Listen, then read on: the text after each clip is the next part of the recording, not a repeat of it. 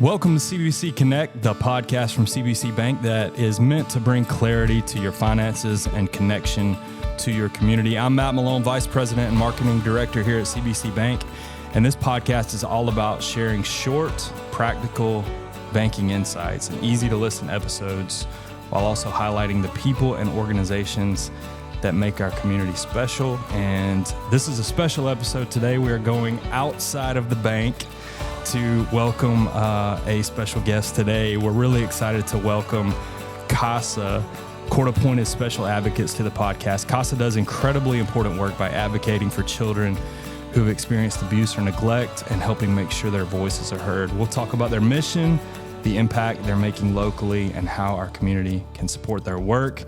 And I was thinking about who we could have on our first community connection podcast, and the first name that came to mind was our guest today, the lovely Sonia Robinson Johnson, who is the Executive Director with CASA and also all kinds of local connections, LHS alum, Valdosta State alum, freshly graduated Leadership Lounge. And you also were named the president of the class. Yes. What year was that? Last year, so 25. 25, yep. Not long ago. Just also fresh. Yep, and parent of 4 stepchildren. Yes. Dog lover. 2 little angel babies that are English bulldogs but are really children. Coffee lover, I understand. Love coffee. Love coffee. We should have had some. I put some water out for you, but I should have put some coffee out. No, I apologize I'm good. for that. I had my giant cup this morning, so I'm ready to go. Well, Sonia, welcome to the podcast. Thanks for having me. I'm excited to be the first non-banking person. This is it. I mean, it's called CBC Connect.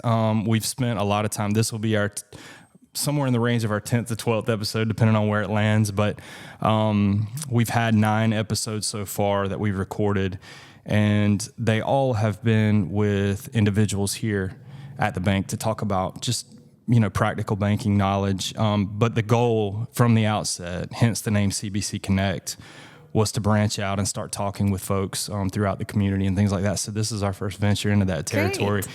And, I know that we'll talk about here in a few minutes about how the connection between CASA and CBC came about, I guess. But the first thing I wanted to do was just give you an opportunity to tell us a little bit more about CASA and the mission behind it. Okay, well, that is one of my favorite things to do, is to talk about CASA and what we do, the population that we serve. These are kiddos that have come into foster care through no fault of their own. So I first want to stress that, because these are children, our most vulnerable population, that are thrown into the foster care experience because of adult choices. So once a child enters foster care, that's where CASA comes in. So once the state has custody, we're training volunteers who are going to help support these children throughout their journey to permanency. And that would mean guardianship or adoption. We want to make sure that they are seen, that they are heard. We want to make sure that the court sees them as the individuals that they are. They're not just another case number. CASAs write court reports for the court for the best interest of that child. We want to make sure that they are getting everything they need, whether it's extra tutoring, whether it's braces, whether it's, something that if you have your own child, you might see on a daily basis, they might need X, Y, and Z. Well, sometimes these kiddos aren't seen quite as often, so we want to make sure they get everything that they need. I'm selfish. I want this generation to be great. I want these kids to have everything they need to grow and learn and be the best version of themselves they can be, because we are going to be counting on them for great things. So CASA wants to help make sure that this next generation, they get what they need to be able to do that. Amazing and important work. I know a lot of the things that we're trying to do at CBC Bank throughout the community is really lean into opportunities to help our children. And obviously, that's the whole part of what CASA is all about. Yeah. Talk about so you guys, your team is local. Yes. But this goes beyond just local. Yeah, so CASA is a national organization. Every state has its own head chapter. Ours is in Atlanta, and we do a lot of stuff with the state office. We have a great community of executive directors, so I'm happy to say that every county in Georgia has a CASA. Lowndes, Eccles, and Henry counties were the last CASAs to be installed, but we do a lot with the state office there in Atlanta. We have a great executive director network. If there's a question I can't answer for my volunteers, I can get the answer from someone else. Again, it is national, so I think the head office is in Seattle, I want to say. This all came about from a judge who was a juvenile judge that noticed there was an extraordinarily high number of children in the foster care system who didn't have someone with them to explain what was happening, to look out for their best interests. And he just kind of put out there, hey, if you're a community member and you want to help these children, come on out and we'll talk about it. And just, so many folks came out. And that's how CASA originally came about, from people who just care about these children. Tell us about your team. So I have an incredible team. I have a community outreach coordinator, Marva. Julie Powell is our volunteer coordinator. And then we just hired a new volunteer coordinator, Kayvon Oliver, and he is great as well. What we do together is make sure that everybody's covered all the time, which can be hard to do. Everybody but myself is part-time. So I'm the main one that kind of pulls all the puzzle pieces together, right. And then they help me fit them in as best we can. Marva makes sure everybody in the community knows about CASA, and Julie and Kayvon really work with our CASA volunteers to make sure they have what they need. They're a liaison between DFAC and CASA, any other parties that need to be contacted. You mentioned volunteers. Yes. Let's talk about volunteers. First, I have to brag on our community because we've never had a problem getting volunteers, not once since I've started this journey. Yeah. Yes. We are completely volunteer driven. Without caring community members, there would be no CASA. We just swore in a new class of volunteers, so we've got a little over 20 volunteers right now. I think we've got 23. And we're serving about 33 kiddos with that. We just increased that number. There's a process that you go through to get the volunteers trained. There's training there, courtroom observation, and then we get their orders signed by the judge. So we just are working on assigning those new cases. But these volunteers take time out of their lives. Most of them have full-time jobs. They have children of their own. But they realize the significance that this can make in a child's life, and they want to do that. Can you, I don't know if you can do this or not, but can you share maybe some kind of story or example that talks about, that kind of highlights the work you're doing and why it matters? I can. I'm going to change some facts around just for confidentiality reasons. Yep, absolutely. But we have a child who has been in care for over 4 years. You talk about an unsure situation. We all like to know where we're going at night, where you're going to put your head down. When you're in foster care, experiencing that for that long, you never know if you're going to be placed somewhere different. Hopefully you're placed in a foster placement that they want to adopt you, or you're in a guardianship situation. But that is always precarious, right? Like you're never able to just fully lean into it until those adoption papers or guardianship papers are signed. And we have a child who's been in care for over 4 years that keeps asking when she gets to have that last name of the family that she's with.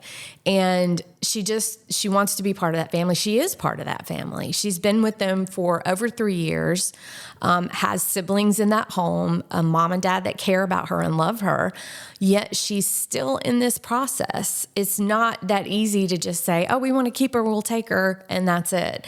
There are hoops that everybody has to jump through. The court does not take terminating a parent's rights very easily, and they shouldn't. It's a serious thing. Sure. and they need to make sure that everything's done right. So in the end, she can be adopted and it's legal and it's lasting. We just moved over from the termination of rights to adoption for this case. So she is on her way to being adopted. So I'm very excited to say after 4+ years, she's on her way to getting that last name. And it's an amazing feeling to be part of that and know that she is somewhere that is going to love and cherish her for the rest of her life. And they just, they love her and she loves it there. That's another important piece. She's happy. Just a normal, happy kiddo. So we've helped push that process along.